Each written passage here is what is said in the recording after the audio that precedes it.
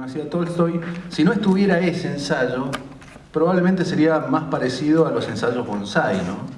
Es más o menos la misma estructura, nada más que termina con un ensayo más meticuloso sobre Tolstoy. El libro, de alguna manera, son un montón de ensayos, bueno, ahí están puestos en el subtítulo, ensayos al tuntún, que yo fui escribiendo, y lo que sí le dediqué es una parte grande al ensayo final, que es el ensayo sobre Tolstoy. Estaban todos en la mesa, y todos que sabían quién era Tolstoy porque Tolstoy era una persona, digamos, cuando él murió estaba toda la prensa de Rusia, estaban todo el tiempo escribiendo lo que Tolstoy decía en la comida. Por ejemplo, estaban desayunando, los tipos hablaban con Tolstoy, desayunaban todos los médicos, la gobernanta, no sé, el tipo que se encargaba de las cuentas, todo en esa mesa, y estaban acá abajo y escribían. Si Tolstoy decía algo, Tolstoy, que bueno el jamón. La mujer le contestó tal cosa, que bueno el jamón, sí. Claro. Y bueno, pero gracias a eso nosotros hemos tenido, y aparte todos llevaban diarios, o sea, la mujer, las hijas, llevaban diarios. Entonces tenemos un acercamiento directo a través de los diarios de ellos. Eso es para los que de alguna manera queremos recuperar esa época, y la posibilidad de que hayan tenido unos diarios es como una bendición, ¿no? Porque si no se hubiese perdido. Claro, claro. Y hay algo ahí que subyace durante todo ese ensayo, y vos lo mencionás como que nunca se le terminó la épica, ni siquiera a la hora de morir. No, porque, no sé, ustedes saben, él tenía una relación muy compleja con su mujer. ¿Quién no tiene una relación compleja con su mujer? Tolstoy la tenía. Ni aún siendo Tolstoy se puede evitar eso. De hecho, el comienzo de Ana Karenina la traducción tiene varias posibilidades, pero una es todas las familias infelices se parecen, todas las familias felices se parecen, las familias infelices son cada una infeliz a su manera. Esa es una posibilidad de traducirlo. Y precisamente la familia de Tolstoy, la que él formó con su mujer, es una familia de muchos años, muy larga, con 14 hijos, pero que siempre tenían rispideces y peleas. De hecho, cuando él se termina separando, porque una de las cosas que él decía era que quería abandonar los bienes materiales, y la mujer no quería, y la mujer estaba todo el tiempo de alguna manera salvaguardando la economía familiar y consiguiendo dinero para los hijos, y todo esto era como que decía que los hijos tenían que salir a trabajar, y en esas rispideces que tuvieron, en un momento él decidió irse a las 3, 4 de la mañana con su hija preferida en un tren, y abandonó a la mujer, y la mujer se tiró al agua e intentó suicidarse. Fue una catástrofe. Y después él no pudo llegar muy lejos porque precisamente no podía estar sin esa mujer. Es una cosa que uno conjetura, la relación era muy intensa. Entonces él terminó en una estación de tren con mucha fiebre durante creo que 3 o 4 días, no recuerdo bien ahora, pero la mujer viajó hasta ahí, pero él tenía discípulos porque había creado el tolstoyanismo, y los discípulos eran más tolstoyanos que Tolstoy, y no dejaban que se equivoque, ¿no? Había uno particularmente que era un fundamentalista, sí, ¿no? Cheskov creo que se llamaba, y él no dejaba que la mujer se acercara a verlo, por ejemplo, al final. Entonces hay una foto muy famosa de esa época en que la mujer, Tolstoy está dentro de la estación de trenes muriendo, y la mujer lo está mirando a través de una ventanita, ¿viste? Entonces ahí te acordás del comienzo de Ana Karenina, que es verdad que cada familia infeliz es infeliz de una manera particular. Y esta idea de que vos mencionás como Dios, estaba en los detalles. Claro, porque Tolstoy, los personajes, por ejemplo, supongo que algunos de ustedes deben haber visto Lost, una serie, tiene no sé cuántos protagonistas tiene Lost, pero Guerra y Paz tiene 700, y Lost, había como 1000 guionistas escribiendo Lost. Si ustedes veían cómo trabajaban con pizarrones, una gran cantidad de guionistas, continuistas que siguen, y Tolstoy lo hizo solo. Él manejó 600 personajes, y tanto en Guerra y Paz como en Ana Karenina, y en Ana Karenina o en Guerra y Paz, cualquier personaje muy secundario y muy pequeño que aparece en la novela, cuando todo esto lo pone en escena, lo que, digamos, no secundario por lo que, sino por el tipo que te va a servir el agua, o que entra en un lugar, el cocinero de uno de los personajes, todos tienen una historia, todos les pone un destino, les pone una historia, no son alguien que aparece porque sí. No terminan de ser del todo secundarios. Nunca, están atravesados por, bueno, Michel Houellebecq, un escritor francés, decía en un ensayo que escribió sobre Lovecraft, que él era fan de Lovecraft desde muy chiquito, y que él encontraba que en Lovecraft había algo que no era del todo literario, ¿no? Eso lo fascinaba. Había algo que excedía la literatura para él, y que no está todavía convencido de que no lo sea, que hay algo en Lovecraft que para él Y yo creo que cuando uno lee Tolstoy encuentra algo de eso, encuentra que hay algo en Tolstoy que excede lo literario. Hay algo como si el tipo fuera una especie de demiurgo donde pone la vida, ¿no? Cuando vos lees a Flaubert, que es un genio, nunca te olvidás que estás leyendo a Flaubert. Pero cuando lees a Tolstoy, te olvidás que estás leyendo a Tolstoy. Lo que te toma es lo que estás leyendo, ¿no? Flaubert era como un personaje que construía más, quería sobre todo la música por encima de las cosas, y los personajes trataban de estar en función del argumento, ¿no? Como pasa con los equipos de Bielsa, donde es más importante el jugador real, el jugador con los problemas, el jugador es lo que lo molesta a Bielsa, porque él quiere la música sobre todo. Claro. Y en este caso más porque se emparentaron las dos novelas, ¿no es cierto? Lo de Madame Bovary. Claro, tienen una diferencia de un par de años, pero las dos tratan sobre un suicidio.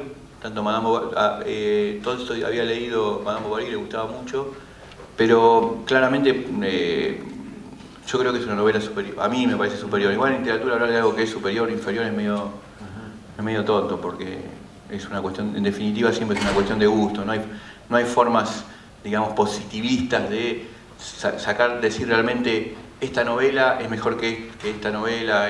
Creo que el que se pone a hacer eso, como acabo de hacer yo, es un idiota. Claro. Y hay ahí, para hablar un poco también de los otros ensayos, que bien decíamos recién, podía ser una continuación de los ensayos bonsai, hay como temas que forman parte de tu columna vertebral, o que te preocupan siempre. Mencionaste uno cuando nos sentamos, que es San Lorenzo, la presencia siempre omnipresente de tus viejos, en el caso de tu mamá la ausencia más que la presencia, y en el caso de tu papá volvés a ellos, el rock, y dentro de todo eso, bueno, Cobain, pero fundamentalmente Spinetta y Floyd, son como temas a los que volvés cada tanto, y la Holanda de Cruyff. Sí, bueno, yo en realidad, una de las cosas principales que me parece que para mí fueron importantes es darme cuenta de lo que no tengo. Digamos, yo no tengo imaginación, no puedo escribir El Señor de los Anillos, ni si no hubiese escrito Harry Potter y sería millonario, realmente carezco de imaginación, y mi trabajo es siempre como estar encerrado con un solo juguete y dándole vueltas a todo eso. Y de eso que con lo que voy trabajando puede ser un poema, en algún momento puede ser un ensayo, puede ser una novela. No tengo una gran preocupación por los géneros. Sí me pasa que por ahí escribo sobre cosas sobre las que tengo algo para decir, porque hay un montón de... Por ejemplo, pienso en escritores que me fascinan, como Ferdinand Céline, que es uno de mis escritores preferidos, y nunca escribí nada sobre él, porque no tengo nada para decir que no se haya dicho ya. Y la verdad es que cuando hay algo se dijo de otra manera y mejor, o de una manera interesante, no tiene sentido sumarle ruido a eso. Mejor, yo me gusta más leer que escribir. Entonces soy más lector que escritor. Y entonces, si alguien ya reflexionó sobre algo y me parece que eso está bueno, ¿para qué le voy a sumar más confusión, más ruido, ¿no? Sí, o sea que con lo que te quiero decir es que trabajo con los materiales que tengo, y muchas veces si esos materiales me llevan a escribir, ¿viste? No sé, Spinetta es un músico que marcó gran parte de mi vida, y un músico también con el que uno tiene, no lo conocí personalmente, ¿no? Esa es la limitación que hay que dar cuenta enseguida, y a su vez también con el que uno cuando analiza a un autor o un escritor, trata de tener relaciones reales y no relaciones ideales, ¿no? Eso quiere decir que vos podés decir tanto las cosas buenas que identificás en ese escritor o autor, como las cosas que no te gustan, y que las dos estén funcionando, no tomar una y dejar a otra, ¿no? Inclusive lo que te pasa con los distintos momentos de Spinetta, porque cuando sale Ensayos Bonsai vos publicás esto que él había dicho en alguna entrevista, que era medio incómodo para aquellos que ciertamente lo seguimos y todo. Sí. Y después cuando sale La Supremacía, ahí ya está enfermo. Entonces sí, la mirada es otra también, ¿no? Sí, en realidad eran como, viste, esos ensayos son como trabajos medios así como urgentes. O sea, yo lo voy escribiendo cuando tengo deseos de escribirlo, y siento que puedo decir algo respecto a eso, y salen ahí. No hay como una premeditación, ¿no? Pero en el momento en que pasó... A mí me parece que uno de los temas que trata el libro sobre la supremacía de Tolstoy es que nosotros ya no tenemos más vida privada. Y a mí me gusta la gente cuando la gente tenía vida privada. Y me gusta mucho digamos, me inclino mucho hacia la gente que tiene vida privada y que no tiene deseo de trascendencia social. Esos para mí son como los verdaderos budistas. Entonces me parece que una de las cosas que pasaba con Spinetta era que, no sé si ustedes se acuerdan, que en algún momento se lo empezaron a hostigar dentro de su enfermedad para sacarle fotos, y un poco la reflexión no era solamente sobre Luis, sino también la reflexión sobre qué nos pasa a nosotros como sociedad que no soportamos tener vida privada, ¿no? Por ejemplo, estoy con mi hija y me pasa algo extraordinario porque digo, estoy con mi hija, no sé, escuchando música y estamos contentos y tengo que ir y tuitearlo. O sea, no puedo quedarme solamente con el momento de estar con mi hija y que precisamente tener experiencia significa que lo que te pase va a morir con vos, ¿no? Eso es para mí como la esencia, la ontología de la experiencia. Y cada vez tenemos menos experiencia porque lo que estamos teniendo solamente es una necesidad de estar todo el tiempo en una especie de contar cosas, de transmitir, de estar en la boca de los demás, en el oído de los demás. Y me parece que me gusta más, y creo que eso es uno de los temas que subyace todo el libro, que es la reivindicación de la vida privada. Y también aparece cada tanto tus prácticas de artes marciales o aquello venido del Oriente y los consejos del arte de la no espada de Suzuki. Sí. Y los 20 consejos, yo pensaba que se parecen en algún momento, vos los tomás y decís que también te han servido para otras cuestiones, esos 20 consejos, incluso para escribir, y se parece mucho al kata literario, ¿no? Que mencionás en los ensayos bonsai. Sí, bueno, los consejos, cuando vos yo hago karate hace 8 o 9 años, a mí me hace bien el karate para metabolizar la melancolía y la depresión, porque soy una persona que tiene tendencias a la melancolía y la depresión, entonces los veo como enemigos, claramente, porque no me hacen sentir bien. Y el karate me hace bien precisamente porque estás todo el tiempo trabajando, para mí, en presente puro. A mí me gusta el presente, ¿no? La cosa de estar en el presente y pensar hacia adelante y no como una especie. Yo identifico la melancolía como algo que te debilita. El cuento se va con el capitán que se llama John Black, si no me equivoco. Ahí lo vienen a ver sus abuelos muertos, está su hermano muerto, que había muerto cuando era chico. Y él les dice, ¿qué hacen acá? Como dice, mira, la verdad, tuvimos una segunda oportunidad en Marte y no preguntamos mucho, estamos acá, es increíble. Entonces él se va con sus abuelos, se va a una casa, la casa es la réplica exacta de la casa que él tuvo durante la adolescencia y la infancia, está comiendo con ellos y cada uno de los miembros de la tripulación se va con sus familiares que encuentran. Entonces cuando está comiendo en la noche, termina de comer, se va a la cama es la cama con el cuarto, con el banderín, con todo lo que tenía con su hermano, y su hermano se acuesta en un lado y se acuesta en el otro, y en un momento él empieza a pensar, esto no puede ser que estén acá. Y si los marcianos nos leyeron la mente y construyeron todo esto para debilitarnos, y dice, porque ahora precisamente yo dejé el arma acá adentro cuando entré a la casa para no entrar con un arma mientras estaba comiendo con mis familiares, les dije que no estuviéramos juntos y estábamos todos separados. Entonces él se para, cuando esa idea se le vuelve como real, dice, es una trampa de los marcianos. Se para en la cama y el hermano le dice, ¿a dónde vas? Y él le dice, tengo sed. Dice, no tenés sed. Y ahí termina el cuento. Entonces yo lo leo como un cuento en contra de la nostalgia, ¿no? Como que ese regodeo sobre, bueno, mi familia, lo que me pasó, lo que no, esa es una de las tensiones. Y el kata literario también sirve para escribir, que ya sabemos que es un oficio bien difícil en un sistema con determinadas características, y vos tomás 4 escritos muy fuertes, ¿no? El de Borges, el Borges y la... Sí, los katas son movimientos de ataque y repliegue que se hacen en karate, no sé si alguno vio alguna vez.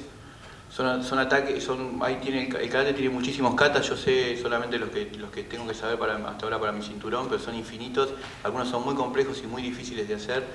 El kata es una especie de meditación en movimiento. Y yo lo que tomaba era, yo me había en un momento armado katas literarios que eran qué cosas de la literatura, qué lecturas o qué reflexiones para mí formaban parte de un kata, movimientos para crear. Para que fueran productivos. Si había pensado en un momento, había armado uno, se pueden armar millones, como son los katas de karate, las combinaciones. El escritor argentino, La tradición de Borges, que me parece un texto para mí central, porque es muy productivo para pensarte, ¿no? Como siempre trabajando, erosionando de lo lateral, de lo del costado. A mí me gustan las literaturas que crecen de alguna manera, como en las rendijas de las paredes, donde crecen esas flores, ¿no? Esas plantas. El prólogo de Vítor Gombrowicz al Feridurque argentino, que es increíble también. la carta a la Junta Militar que escribió Rodolfo Walsh, como una posición concreta que tiene que tener para mí un intelectual. Para mí el intelectual siempre, el que a mí me interesa, de alguna manera está siempre pensando contra sí mismo, ¿no? Puede acompañar gobiernos, pero siempre es la persona que está diciendo lo que no le gusta escuchar al poder, ¿no? Eso me gusta a mí. Y los lanzallamas. Y el prólogo de Ala, los lanzallamas, que me parece genial. No, pues si no lo leyeron, se los recomiendo porque es extraordinario. En una época se usaba, viste, que muertos como Víctor Sueiro que venían de la muerte y nos contaban... Murió, Víctor Sueiro, ¿no? Sí, al final murió. Sí, nos final, contaban claro. cómo se vivía allá, que todos flotaban y demás, y cómo era. Vos hablás algo de Nausgaard, el noruego, que cuenta algo muy hermoso de un padre, la muerte del padre de un padre que no termina de morir, o cuyo cuerpo pareciera tener cierta insolencia. Sí, lo que me pasó es que leí este libro de Nausgaard, que es un autor noruego que cuenta el padre muere y tiene que ir a limpiar la habitación del padre, y cuando ve el cuerpo del padre en la morgue, es lo que dice precisamente, porque los relatos para mí, lo que nos sirven los grandes poemas, lo que nos hace es poder, nos enseñan a hablar, nos enseñan a decir cosas que uno no podía decir. Yo, por ejemplo, me tocó ver el cuerpo de un amigo escritor que había muerto y sentí lo que dice Nausgaard en la novela, pero yo no lo pude decir. Entonces, lo que hace el gran poema de Nausgaard es enseñarnos a hablar, para mí. Y lo que él dice es que ese cuerpo todavía tenía algo de voluntad. Y algo de insolencia. Sí, que era un cuerpo insolente y que tenía todavía voluntad. Hay algo muy, muy hermoso en el libro, en estas proximidades que vos tenés de lo que te pasa. Sí, bueno, me sacaron un padrinazgo porque me dieron no lo había escuchado nunca. No sabía que eso se podía pasar, la verdad. Me dieron un padrinazgo, un compañero muy querido mío del diario donde yo trabajaba, quería que fuera padrino de su hijo, y como yo fui muy inoperante me lo sacó en un momento. Entonces la segunda vez que me tocó ser padrino, otra vez yo intenté como que fuera más, que no me lo sacaran otra vez. Y claro, mi padrino Bruno, que fue un italiano que vino acá para dirigir un taller de muebles, un artista de Bellas Artes de Italia, fue una persona muy importante en mi vida porque, bueno, vieron que en la vida de nosotros siempre tenemos personas oscuras y personas luminosas, y aprendemos de los dos, para mí. Aprendés tanto de la gente oscura como de la gente luminosa. O sea, podés tener a Darth Vader y a mi padrino Bruno. Y mi padrino Bruno fue una persona luminosa, ¿no? Porque era la persona con la que yo hablaba desde muy chiquito. Él tenía un taller donde trabajaba, era como todo, estaba bueno todo eso. Él trabajaba con la madera, ¿no? Tallaba, y hablábamos de cualquier tipo de temas, ¿no? Yo era muy chiquito, me sentaba en el taller de él y hablábamos de si había vida después de la muerte, quién estaría viviendo en Marte. Él te hizo ver un asteroide también, Él me llevó a ver un asteroide, me lo hizo tocar para que vea que eso había estado en el espacio. Hablábamos siempre de una película que creo que, no sé si ustedes recordarán, que se llamaba Recuerdos del Futuro, que es una película muy extraña sobre la vida extraterrestre y cómo había incidido la vida extraterrestre en las culturas antiguas del mundo. Era una persona que le gustaba siempre, digamos, y me contaba mucho su guerra, ¿no? Él había estado en la Segunda Guerra Mundial, y me contaba una guerra que después yo descubrí que no era como la que él me había contado, ¿no? Porque él me contaba una guerra donde él era como siempre, como era su idiosincrasia, una persona que no se doblegaba, sino que todo lo que le había pasado siempre encontraba una enseñanza, una cosa era una especie de filósofo de la afirmación, ¿no? Entonces eso para mí fue muy bueno, tener cerca mío desde muy chiquito a alguien que tenía una filosofía de la afirmación, porque muchas veces a mí me gustan muchos autores que en el momento en que tuve a los 30 años una gran depresión no los podía leer. Schopenhauer, ¿no? Por ejemplo, que son filósofos de la afirmación, aunque lo que te dicen es muy oscuro y casi no hay solución, son igual filósofos de la afirmación, ¿no? Porque yo prefiero saber eso, prefiero a partir de eso empezar a construir. Bueno, hay que decir que tu compadre va a estar próximamente acá también en la Feria del Libro. Claro, sí, que me dio después mi segunda posibilidad como... Claro. Que es Santiago Vega, Washington Cucurto va a estar también acá en la feria.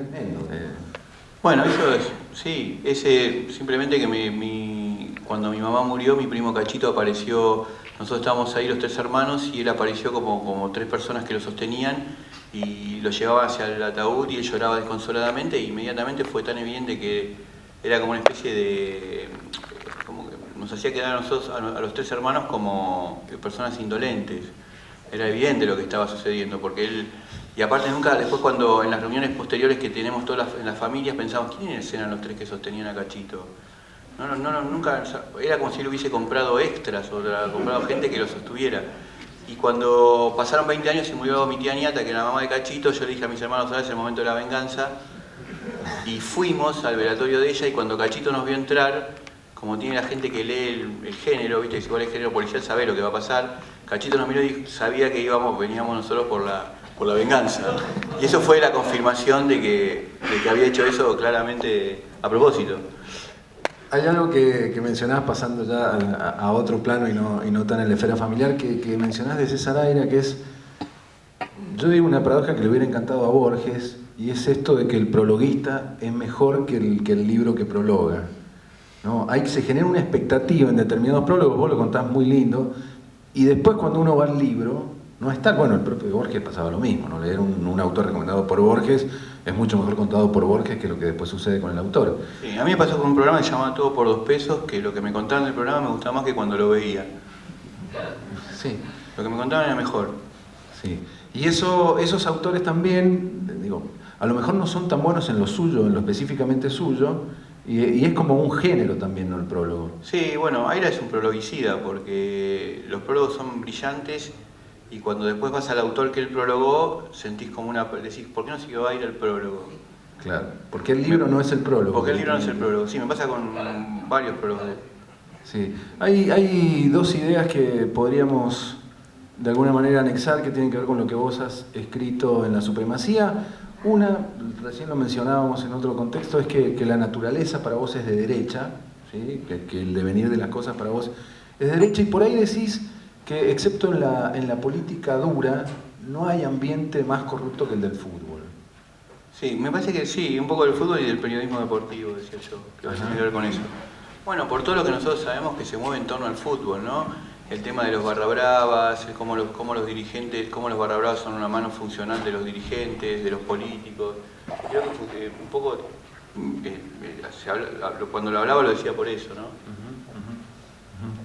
Y hay algo también que tiene que ver con tu perra Rita, no con la perra en sí, no para hablar de eso, sino cómo puede un ser sacarte a vos de cierto ostracismo o de cierto recogimiento para salir al mundo y empezar a dar, ¿no? Sí. Que es algo que después te pasa con tu hija.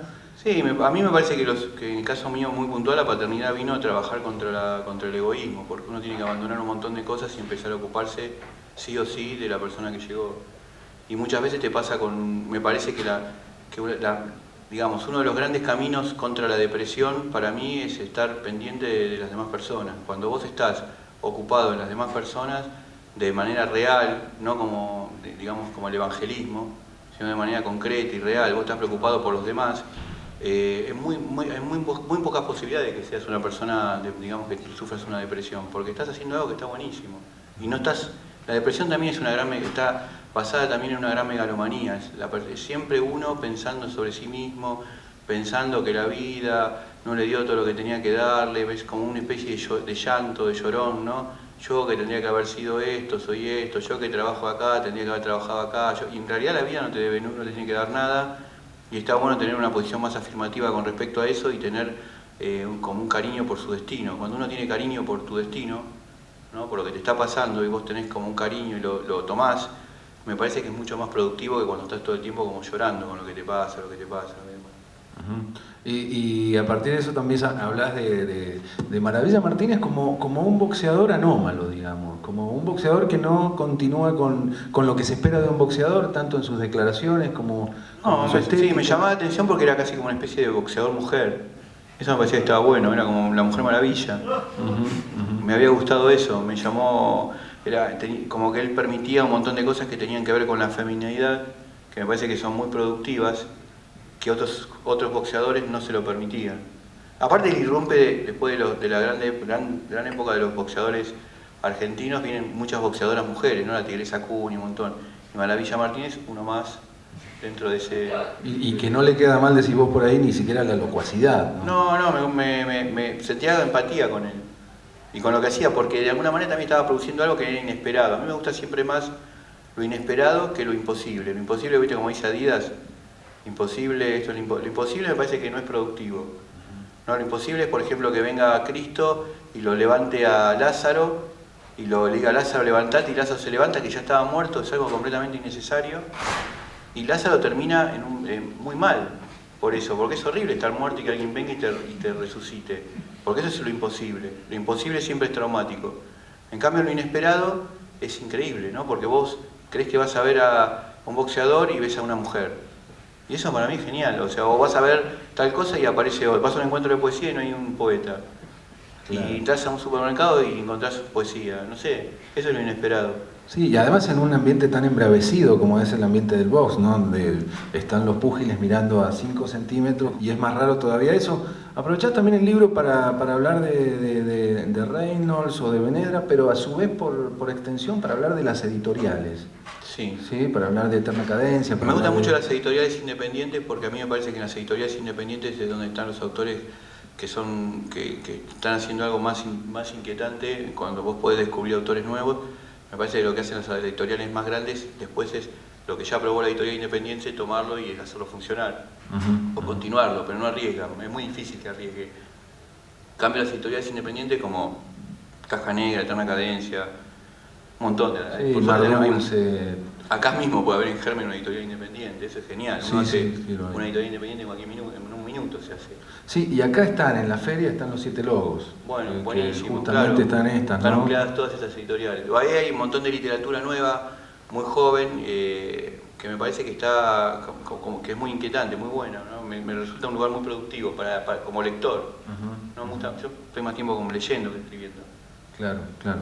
Y no es solamente lo que leíste, sino cómo está presente lo que leíste. Lo que leíste, lo que viste en cine, todas esas referencias, es como que tenés una antena que va guiando los temas y los conecta para mí de una manera magistral y coloca, ya que hablamos de Schopenhauer, lo que decía del humor, que es poner algo donde no va,